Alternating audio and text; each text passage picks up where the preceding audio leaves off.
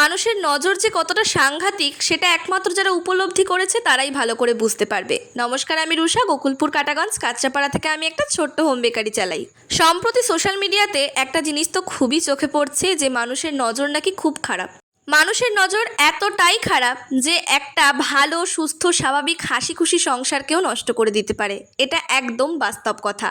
এই যে কেউ কেউ বলবে, তোমার ব্যবসাটা কি ভালো চলছে, তোমার স্কিনে কত গ্লো করছে, তোমার বর তো তোমার সাথে ঝগড়াই করে না। যে মানুষ নিজের জীবনে যতটা অখুশি সে লোকের জিনিসে নজর তত বেশি দেয়।